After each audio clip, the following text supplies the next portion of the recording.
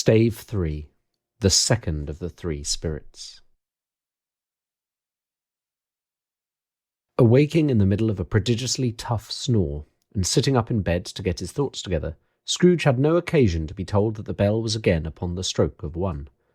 He felt that he was restored to consciousness in the right nick of time, for the especial purpose of holding a conference with the second messenger, dispatched to him through Jacob Marley's intervention. But finding that he turned uncomfortably cold when he began to wonder which of his curtains this new spectre would draw back, he put them every one aside with his own hands, and lying down again, established a sharp lookout all around the bed. For he wished to challenge the spirit on the moment of its appearance, and did not wish to be taken by surprise and made nervous. Gentlemen of the free and easy sort, who plume themselves on being acquainted with a move or two, and being usually equal to the time of day, express the wide range of their capacity for adventure by observing that they are good for anything from pitch and toss to manslaughter, between which opposite extremes, no doubt, there lies a tolerably wide and comprehensive range of subjects. Without venturing for Scrooge quite as hardily as this, I don't mind calling on you to believe that he was ready for a good broad field of strange appearances, and that nothing between a baby and rhinoceros would have astonished him very much. Now, being prepared for almost anything, he was not by any means prepared for nothing, and consequently, when the bell struck 1, and no shape appeared, he was taken with a violent fit of trembling. 5 minutes, 10 minutes, a quarter of an hour went by, yet nothing came. All this time he lay upon his bed, the very core and centre of a blaze of ruddy light which streamed upon it when the clock proclaimed the hour, and which, being only light, was more alarming than a dozen ghosts, as he was powerless to make out what it meant, or would be at, and was sometimes apprehensive that he might be at the very moment an interesting case of spontaneous combustion, without having the consolation of knowing it. At last, however, he began to think, as you or I would have thought at first, for it is always the person not in the predicament who knows what ought to have been done in it, and would unquestionably have done it too. At last, I say, he began to think that the source and secret of this ghostly light might be in the adjoining room, from whence, on further tracing it, it seemed to shine. This idea taking full possession of his mind, he got up softly and shuffled in his slippers to the door. The moment Scrooge's hand was on the lock, a strange voice called him by his name and bade him enter. He obeyed. It was his own room, there was no doubt about that, but it had undergone a surprising transformation. The walls and ceiling were so hung with living green that it looked a perfect grove, from every part of which bright gleaming berries glistened. The crisp leaves of holly, mistletoe, and ivy reflected back the light, as if so many little mirrors had been scattered there, and such a mighty blaze went roaring up the chimney as that dull petrification of a hearth had never known in Scrooge's time, or Marley's, or for many and many a winter season gone.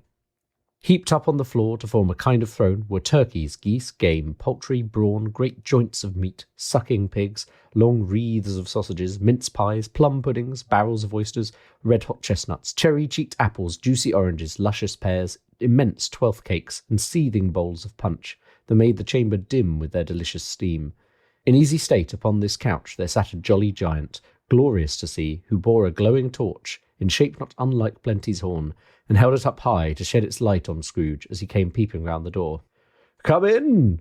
exclaimed the ghost. "Come in and know me better, man!" Scrooge entered timidly, and hung his head before this spirit.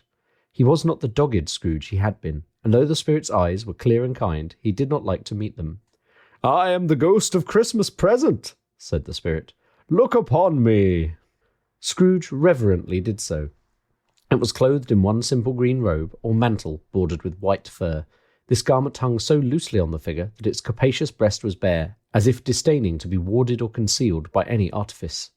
Its feet, observable beneath the ample folds of the garment, were also bare, and on its head it wore no other covering than a holly wreath, set here and there with shining icicles. Its dark brown curls were long and free as its genial face, its sparkling eye, its open hand, its cheery voice, its unconstrained demeanour, and its joyful air. Girded round its middle was an antique scabbard, but no sword was in it, and the ancient sheath was eaten up with rust. "You've never seen the like of me before," exclaimed the spirit. "Never," Scrooge made answer to it. "Have never walked forth with the younger members of my family, meaning for I am very young, my elder brothers in these later years," pursued the phantom. "I don't think I have," said Scrooge. "I am afraid I have not. Have you had many brothers, spirit?" "More than 1,800, said the ghost. "A tremendous family to provide for," muttered Scrooge. The ghost of Christmas present rose. "Spirit," said Scrooge submissively, "conduct me where you will. I went forth last night on compulsion, and I learnt a lesson which is working now. Tonight, if you have aught to teach me, let me profit by it." "Touch my robe!" Scrooge did as he was told, and held it fast. Holly, mistletoe, red berries, ivy, turkeys, geese, game, poultry, brawn, meat, pigs, sausages, oysters, pies, puddings, fruit and punch all vanished instantly. So did the room, the fire, the ruddy glow, the hour of night, and they stood in the city streets on Christmas morning, where, for the weather was severe, the people made a rough but brisk and not unpleasant kind of music, in scraping the snow from the pavement in front of their dwellings and from the tops of their houses, whence it was mad delight to the boys to see it come plumping down into the road below and splitting into artificial little snowstorms. The house fronts looked black enough, and the windows blacker, contrasting with the smooth white sheet of snow upon the roofs, and with the dirtier snow upon the ground, which last deposit had been ploughed up in deep furrows by the heavy wheels of carts and wagons, furrows that crossed and recrossed each other hundreds of times where the great streets branched off, and made intricate channels hard to trace in the thick yellow mud and icy water. The sky was gloomy, and the shortest streets were choked up with a dingy mist, half thawed, half frozen, whose heavier particles descended in a shower of sooty atoms, as if all the chimneys in Great Britain had, by one consent, caught fire and were blazing away to their dear hearts' content. There was nothing very cheerful in the climate or the town, and yet there was an air of cheerfulness abroad that the clearest summer air and brightest summer sun might have endeavoured to diffuse in vain. For the people who were shovelling away on the housetops were jovial and full of glee, calling out to one another from the parapets, and now and then exchanging a facetious snowball, better-natured missile far than many a wordy jest, laughing heartily if it went right, and not less heartily if it went wrong. The poulterers' shops were still half open, and the fruiterers were radiant in their glory. There were great round pot-bellied baskets of chestnuts, shaped like the waistcoats of jolly old gentlemen, lolling at the doors and tumbling out into the street in their apoplectic opulence. There were ruddy, brown-faced, broad-girthed Spanish onions, shining in the fatness of their growth like Spanish friars, and winking from their shelves in wanton slyness at the girls as they went by, and glanced demurely at the hung-up mistletoe. There were pears and apples, clustered high in blooming pyramids. There were bunches of grapes, made in the shopkeeper's benevolence, to dangle from conspicuous hooks, that people's mouths might water gratis as they passed. There were piles of filberts, mossy and brown, recalling in their fragrance ancient walks among the woods, and pleasant shufflings ankle-deep through withered leaves. There were Norfolk biffins, squat and swarthy, setting off the yellow of the oranges and lemons, and in the great compactness of their juicy persons, urgently entreating and beseeching to be carried home in paper bags and eaten after dinner. The very gold and silver fish set forth among these choice fruits in a bowl, though members of a dull and stagnant-blooded race, appeared to know that there was something going on, and to a fish went grasping round and round their little world in a slow and passionless excitement. The grocers, oh the grocers, nearly closed, with perhaps 2 shutters down, or 1, but through those gaps such glimpses. It was not alone that the scales descending on the counter made a merry sound, or that the twine and roller parted company so briskly, or that the canisters rattled up and down like juggling tricks, or even that the blended scents of tea and coffee were so grateful to the nose, or even that the raisins were so plentiful and rare, the almonds so extremely white, the sticks of cinnamon so long and straight, the other spices so delicious, the candied fruits so caked and spotted with molten sugar as to make the coldest lookers-on feel faint and subsequently bilious. Nor was it that the figs were moist and pulpy, or that the French plums blushed in modest tartness from their highly decorated boxes, or that everything was good to eat and in its Christmas dress. But the customers were all so hurried and so eager in the hopeful promise of the day that they tumbled up against each other at the door, crashing their wicker baskets wildly, and left their purchases upon the counter, and came running back to fetch them, and committed hundreds of the like mistakes, in the best humour possible, while the grocer and his people were so frank and fresh that the polished hearts with which they fastened their aprons behind might have been their own, worn outside for general inspection, and for Christmas doors to peck at if they chose. But soon the steeples called good people all to church and chapel, and away they came, flocking through the streets in their best clothes with their gayest faces, and at the same time there emerged from scores of by-streets, lanes and nameless turnings, innumerable people carrying their dinners to the bakers' shops. The sight of these poor revellers appeared to interest the spirit very much, for he stood with Scrooge beside him in a baker's doorway, and taking off the covers as their bearers passed, sprinkled incense on their doors from his torch. And it was a very uncommon kind of torch, for once or twice, when there were angry words between some dinner-carriers who had jostled each other, he shed a few drops of water on them from it, and their good humour was restored directly. For they said it was a shame to quarrel upon Christmas Day, and so it was. God love it, so it was. In time the bells ceased, and the bakers were shut up, and yet there was a genial shadowing forth of all these dinners and their progress of their cooking, in the thawed blotch of wet above each baker's oven, where the pavement smoked as if its stones were cooking too. "Is there a peculiar flavour in what you sprinkle from your torch?" asked Scrooge. "There is, my own." "Would it apply to any kind of dinner on this day?" asked Scrooge. "To any kindly given, to a poor one most." "Why to a poor one most?" asked Scrooge. "Because it needs it most." "Spirit," said Scrooge, after a moment's thought, "I wonder you, of all the beings in the many worlds about us, should desire to cramp these people's opportunities of innocent enjoyment." "I?" cried the spirit. "You would deprive them of their means of dining every 7th day, often the only day on which they can be said to dine at all," said Scrooge. "Wouldn't you?" "I?" cried the spirit. "You seek to close these places on the 7th day," said Scrooge, "and it comes to the same thing." "I seek!" exclaimed the spirit. "Forgive me if I am wrong. It has been done in your name, or at least in that of your family," said Scrooge. "There are some upon this earth of yours," returned the spirit, "who lay claim to know us, and who do their deeds of passion, pride, ill will, hatred, envy, bigotry, and selfishness in our name, who are as strange to us and all our kith and kin as if they had never lived. Remember that, and charge their doings on themselves, not us." Scrooge promised that he would, and they went on, invisible as they had been before, into the suburbs of the town.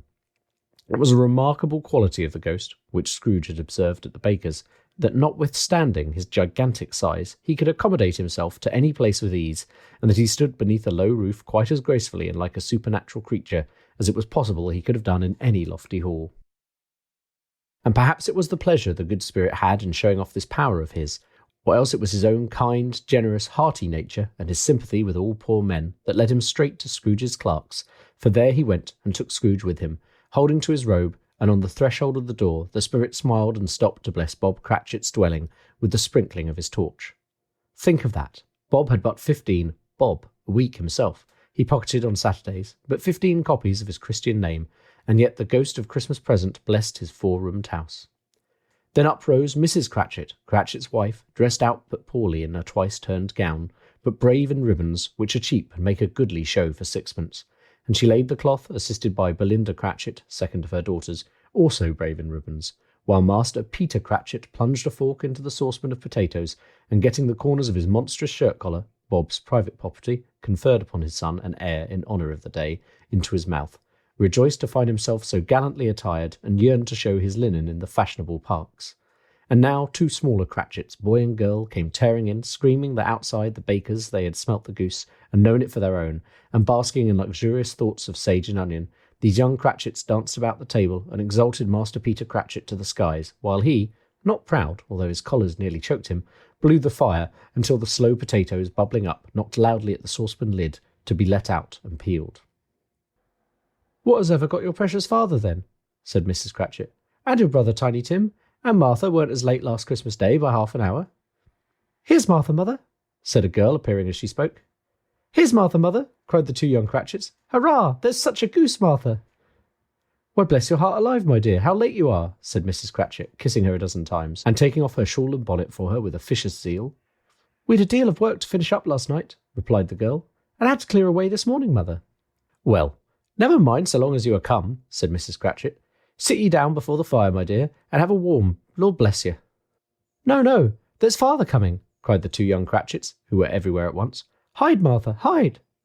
So Martha hid herself, and in came little Bob, the father, with at least 3 feet of comforter exclusive of the fringe hanging down before him, and his threadbare clothes darned up and brushed to look seasonable, and Tiny Tim upon his shoulder. Alas for Tiny Tim, he bore a little crutch, and had his limbs supported by an iron frame. "Why, where's our Martha?" cried Bob Cratchit, looking around. "Not coming," said Mrs. Cratchit. "Not coming," said Bob, with a sudden declension in his high spirits, for he had been Tim's blood horse all the way from church and had come home rampant. "Not coming upon Christmas Day?" Martha didn't like to see him disappointed, if it were only in joke, So she came out prematurely from behind the closet door and ran into his arms, while the two young Cratchits hustled Tiny Tim and bore him off into the wash-house that he might hear the pudding singing in the copper. "And how did little Tim behave?" asked Mrs. Cratchit, when she had rallied Bob on his credulity, and Bob had hugged his daughter to his heart's content. "As good as gold," said Bob, "and better. Somehow he gets thoughtful, sitting by himself so much, and thinks the strangest things you've ever heard. He told me coming home that he hoped that people saw him in the church because he was a cripple, and it might be pleasant to them to remember upon Christmas Day who made lame beggars walk and blind men see." Bob's voice was tremulous when he told them this, and trembled more when he said that Tiny Tim was growing strong and hearty. His active little crutch was heard upon the floor, and back came Tiny Tim before another word was spoken, escorted by his brother and sister to his stool before the fire, and while Bob, turning up his cuffs, as if, poor fellow, they were capable of being made more shabby, compounded some hot mixture in a jug with gin and lemons, and stirred it round and put it on the hob to simmer. Master Peter and the two ubiquitous young Cratchits went to fetch the goose, with which they soon returned in high procession. Such a bustle ensued that you might have thought a goose the rarest of all birds, a feathered phenomenon to which a black swan was a matter of course, and in truth it was something very like it in that house. Mrs. Cratchit made the gravy, ready beforehand in a little saucepan, hissing hot. Master Peter mashed the potatoes with incredible vigour. Miss Belinda sweetened up the apple sauce. Martha dusted the hot plates. Bob took Tiny Tim beside him in a tiny corner at the table, and the two young Cratchits set chairs for everybody, not forgetting themselves, and mounting guard upon their posts, crammed spoons into their mouths, lest they should shriek for goose before their turn came to be helped. At last the dishes were set on, and grace was said. It was succeeded by a breathless pause, as Mrs. Cratchit, looking slowly all along the carving knife, prepared to plunge it in the breast. But when she did, and when the long-expected gush of stuffing issued forth, one murmur of delight arose all around the board. And even Tiny Tim, excited by the two young Cratchits, beat on the table with the handle of his knife, and feebly cried, "Hurrah!" There never was such a goose. Bob said he didn't believe there ever was such a goose cooked. Its tenderness and flavour, size and cheapness were the themes of universal admiration. Eked out by apple sauce and mashed potatoes, it was a sufficient dinner for the whole family. Indeed, as Mrs. Cratchit said with great delight, surveying one small atom of a bone upon the dish, they hadn't ate it all at last. Yet everyone had had enough, and the youngest Cratchits in particular were steeped in sage and onion to the eyebrows. But now, the plates being changed by Miss Belinda, Mrs. Cratchit left the room alone, too nervous to bear witness, to take the pudding up and bring it in. Suppose it should not be done enough? Suppose it should break in turning out? Suppose somebody should have got over the wall of the backyard and stolen it while they were merry with the goose, a supposition at which the two young Cratchits became livid. All sorts of horrors were supposed. Hallo! A great deal of steam. The pudding was out of the copper. A smell like a washing day. That was the cloth. A smell like an eating house and a pastry cook's next door to each other, with the laundresses next door to that. That was the pudding. In half a minute Mrs. Cratchit entered, flushed but smiling proudly, with the pudding, like a speckled cannonball, so hard and firm, blazing in half a quartern of ignited brandy, and bedight with Christmas holly stuck into the top.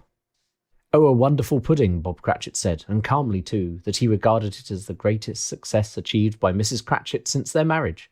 Mrs. Cratchit said that now the weight was off her mind, she would confess she had had her doubts about the quantity of flour. Everybody had something to say about it, but nobody said or thought it was at all a small pudding for a large family.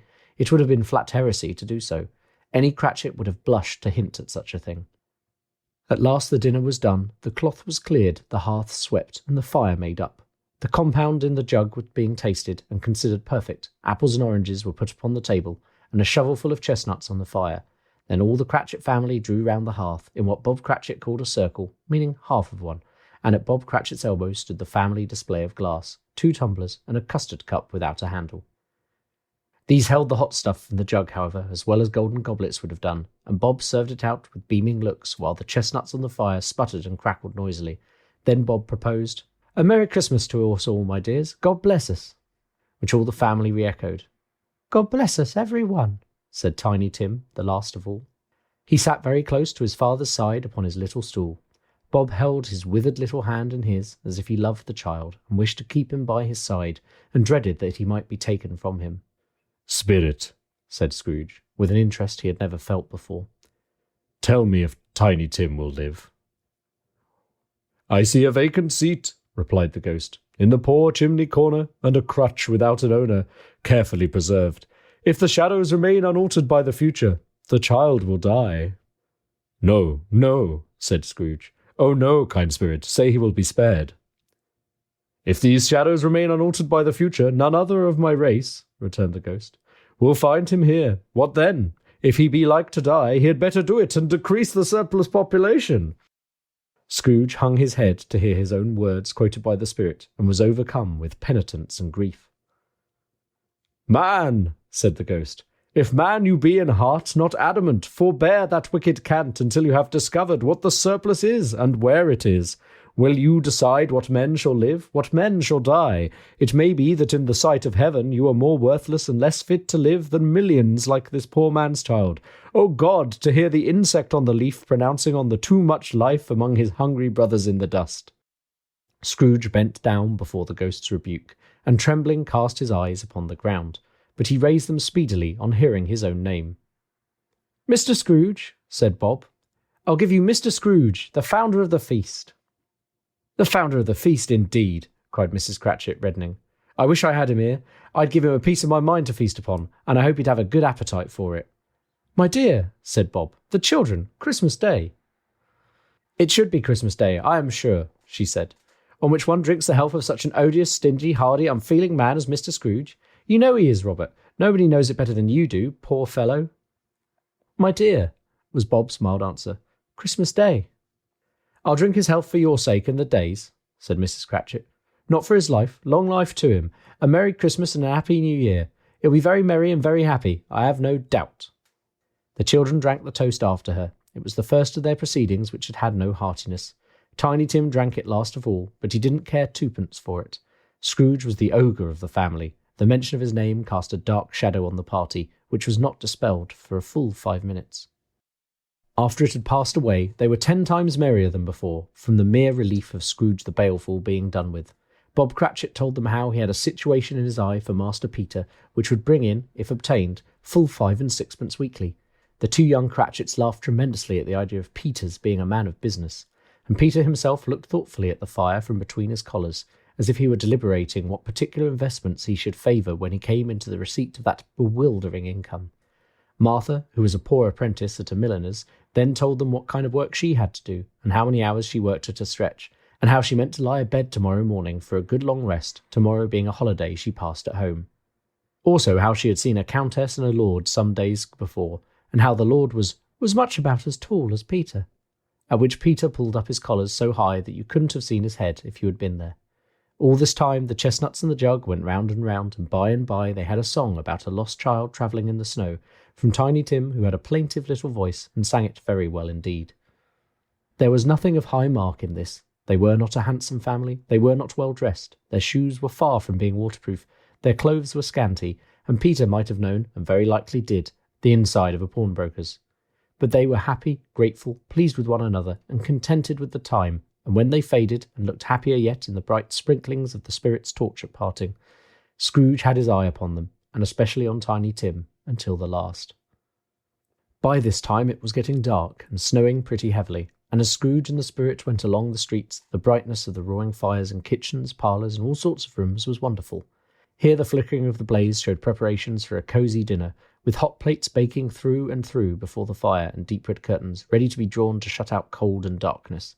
There all the children of the house were running out into the snow to meet their married sisters, brothers, cousins, uncles, aunts, and be the first to greet them. Here again were shadows on the window blind of guests assembling, and there a group of handsome girls, all hooded and fur-booted, and all clattering at once, tripped lightly off to some near neighbour's house, where, woe upon the single man who saw them enter, artful witches well they knew it, in a glow.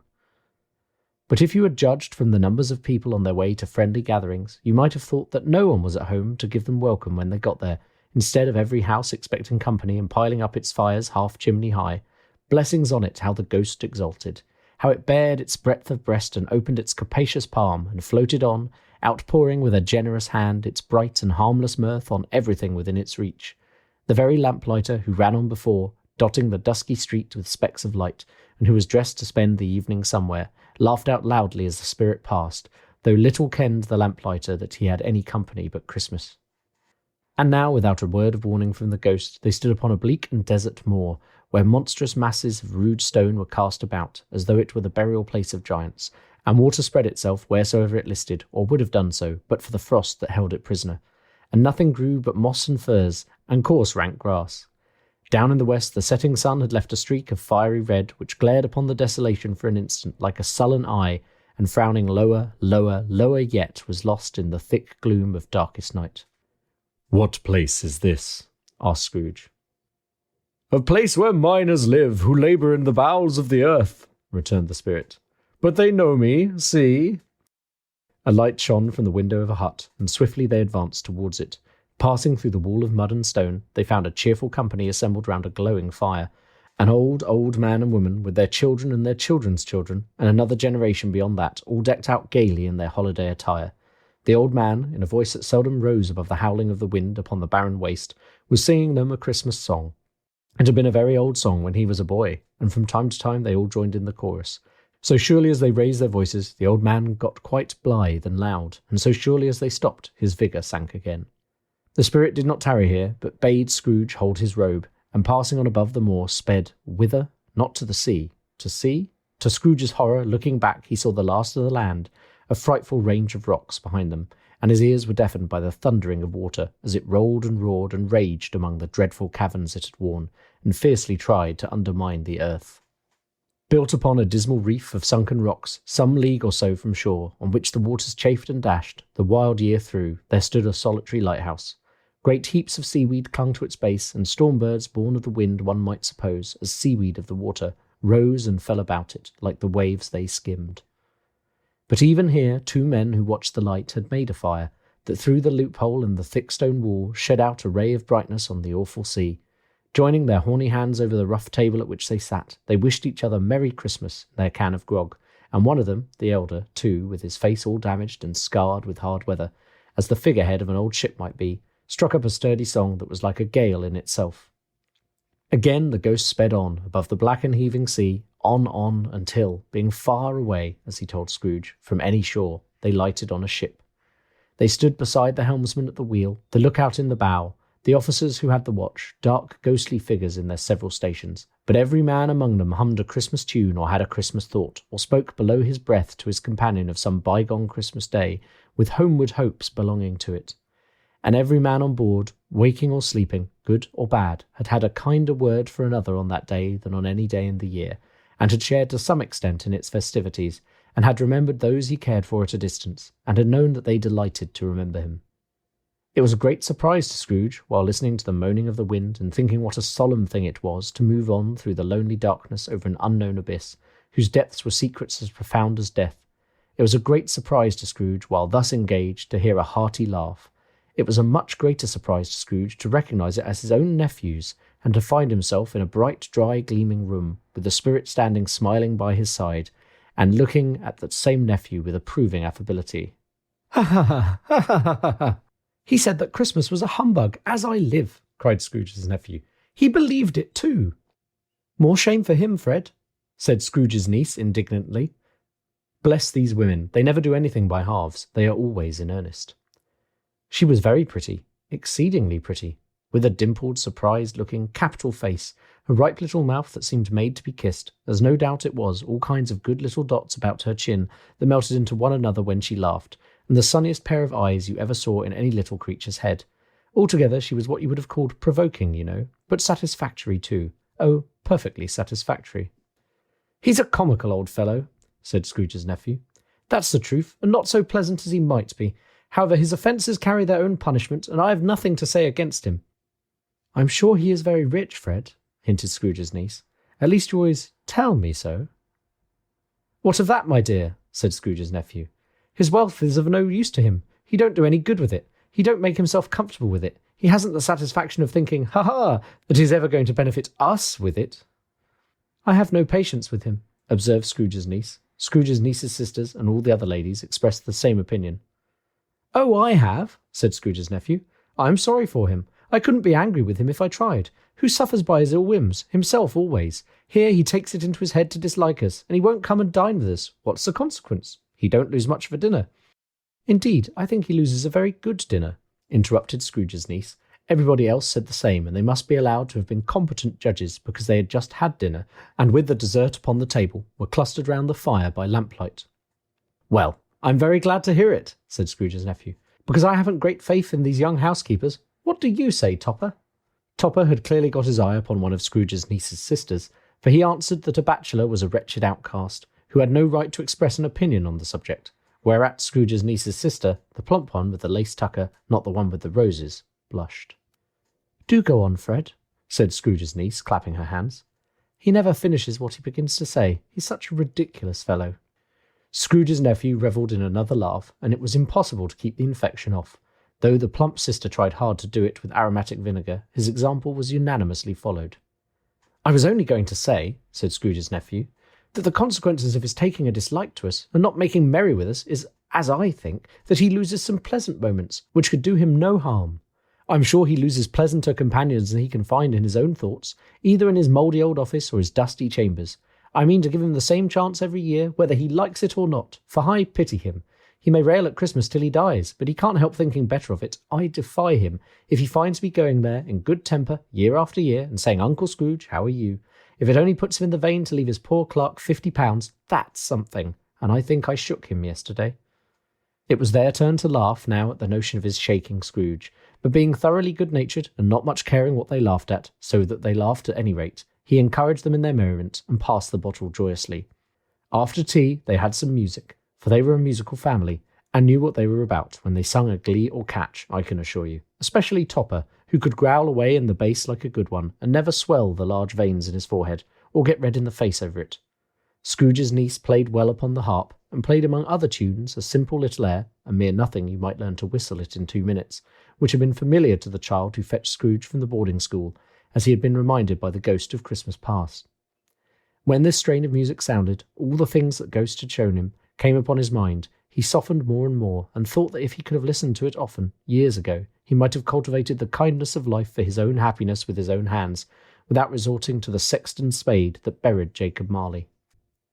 But they didn't devote the whole evening to music. After a while they played at forfeits, for it is good to be children sometimes, and never better than at Christmas, when its mighty founder was a child himself. Stop! There was first a game at Blind Man's Bluff. Of course there was, and I no more believe Topper was really blind than I believe he had eyes in his boots. My opinion is that it was a done thing between him and Scrooge's nephew, and that the ghost of Christmas present knew it. The way he went after the plump sister in the lace tucker was an outrage on the credulity of human nature. Knocking down the fire irons, tumbling over the chairs, bumping against the piano, smothering himself among the curtains. Wherever she went, there went he. He always knew where the plump sister was. He wouldn't catch anybody else. If you had fallen up against him, as some of them did, on purpose, he would have made a feint of endeavouring to seize you, which would have been an affront to your understanding, and would instantly have sidled off in the direction of the plump sister. She often cried out that it wasn't fair, and it really was not. But when at last he caught her, when in spite of all her silken rustlings and her rapid flutterings past him, he got her into a corner whence there was no escape, then his conduct was the most execrable. For his pretending not to know her, his pretending that it was necessary to touch her headdress, and further to assure himself of her identity by pressing a certain ring upon her finger, and a certain chain about her neck, was vile, monstrous. No doubt she told him her opinion of it, when another blind man being in office, they were so very confidential together behind the curtains. Scrooge's niece was not one of the Blind Man's Bluff party, but was made comfortable with a large chair and a footstool in a snug corner, where the ghost and Scrooge were close behind her. But she joined in the forfeits, and loved her love to admiration with all the letters of the alphabet. Likewise, at the game of How, When, and Where, she was very great, and to the secret joy of Scrooge's nephew, beat her sisters hollow. Though they were sharp girls too, as Topper could have told you. There might have been 20 people there, young and old, but they all played, and so did Scrooge, for wholly forgetting in the interest he had in what was going on, that his voice made no sound in their ears, he sometimes came out with his guess quite loud, and very often guessed quite right too, for the sharpest needle, best Whitechapel, warranted not to cut in the eye, was not sharper than Scrooge, blunt as he took it in his head to be. The ghost was greatly pleased to find him in this mood, and looked upon him with such favour that he begged like a boy to be allowed to stay until the guest departed, but this the spirit said could not be done. "Here is a new game," said Scrooge. "1 half-hour, Spirit, only one." It was a game called Yes and No, where Scrooge's nephew had to think of something, and the rest must find out what, he only answering to their questions yes or no, as the case was. The brisk fire of questioning to which he was exposed elicited from him that he was thinking of an animal, a live animal, rather a disagreeable animal, a savage animal, an animal that growled and grunted sometimes, and talked sometimes, and lived in London, and walked about the streets, and wasn't made a show of, and wasn't led by anybody, and didn't live in a menagerie, and was never killed in a market, and was not a horse, or an ass, or a cow, or a bull, or a tiger, or a dog, or a pig, or a cat, or a bear. At every fresh question that was put to him, this nephew burst into a fresh roar of laughter, and was so inexpressibly tickled that he was obliged to get up off the sofa and stamp. At last the plump sister, falling into a similar state, cried out, "I have found it! I know what it is, Fred! I know what it is!" "What is it?" cried Fred. "It's your Uncle Scrooge!" Which it certainly was. Admiration was the universal sentiment, though some objected that the reply to "Is it a bear?" ought to have been yes, insomuch as an answer in the negative was sufficient to have diverted their thoughts from Mr. Scrooge, supposing they had ever had any tendency that way. "He has given us plenty of merriment, I am sure," said Fred, "and it would be ungrateful not to drink his health. Here is a glass of mulled wine ready at our hand at the moment, and I say, Uncle Scrooge!" "Well, Uncle Scrooge!" they cried. "A Merry Christmas and a Happy New Year to the old man, wherever he is," said Scrooge's nephew. "He wouldn't take it from me, but may he have it nevertheless. Uncle Scrooge!" Uncle Scrooge had imperceptibly become so gay and light of heart that he would have pledged the unconscious company in return, and thanked them in an inaudible speech, if the ghost had given him time. But the whole scene passed off in the breath of the last words spoken by his nephew, and he and the spirit were again upon their travels. Much they saw, and far they went, and many homes they visited, but always with a happy end. The spirit stood beside sick beds, and they were cheerful on foreign lands, and they were close at home, by struggling men, and they were patient in their greater hope. By poverty, and it was rich. In almshouse, hospital, and jail, in misery's every refuge, where vain men in his little brief authority had not made fast the door, and barred the spirit out, he left his blessing, and taught Scrooge his precepts. It was a long night, if it were only a night, but Scrooge had his doubts of this, because the Christmas holidays appeared to be condensed into the space of time they passed together. It was strange, too, that while Scrooge remained unaltered in his outward form, the ghost grew older, clearly older. Scrooge had observed this change, but never spoke of it until they left a children's 12th night party, when, looking at the spirit as they stood together in an open place, he noticed that its hair was grey. "Are spirits' lives so short?" asked Scrooge. "My life upon this globe is very brief," replied the ghost. "It ends tonight." "Tonight?" cried Scrooge. "Tonight at midnight. Hark! The time is drawing near." The chimes were ringing the 11:15 at that moment. "Forgive me if I am not justified in what I ask," said Scrooge, looking intently at the spirit's robe. "but I see something strange and not belonging to yourself protruding from your skirts. Is it a foot or a claw?" "It might be a claw for their flesh. It might be a claw for the flesh there is upon it," was the spirit's sorrowful reply. "Look here." From the foldings of its robe it brought two children, wretched, abject, frightful, hideous, miserable. They knelt down at its feet and clung upon the outside of its garment. "Oh man, look here, look down here," exclaimed the ghost. They were a boy and girl, yellow, meagre, ragged, scowling, wolfish, but prostrate too in their humility. Where graceful youth should have filled their features out and touched them with its freshest tints, a stale and shrivelled hand like that of age had pinched and twisted them and pulled them into shreds. Where angels might have sat enthroned, devils lurked and glared out menacing. No change, no degradation, no perversion of humanity, in any grade, through all the mysteries of wonderful creation, has monsters half so horrible and dread. Scrooge started back, appalled. Having them shown to him in this way, he tried to say they were fine children, but the words choked themselves, rather than be parties to a lie of such enormous magnitude. "Spirit, are they yours?" Scrooge could say no more. "They are man's," said the spirit, looking down upon them, "and they cling to me, appealing from their fathers. This boy is ignorance, this girl is want. Beware them both, and all of their degree, but most of all beware this boy, and on his brow I see that written which is doom, unless the writing be erased. Deny it," cried the spirit, stretching out its hand towards the city. "Slander those who tell it ye, admit it for your factious purposes, and make it worse, and bide the end." "Have they no refuge or resource?" cried Scrooge. "Are there no prisons?" said the spirit, turning on him for the last time with his own words. "Are there no workhouses?" The bell struck 12. Scrooge looked about him for the ghost, and saw it not. As the last stroke ceased to vibrate, he remembered that prediction of old Jacob Marley, and lifting up his eyes, beheld a solemn phantom, draped and hooded, coming, like a mist along the ground, towards him.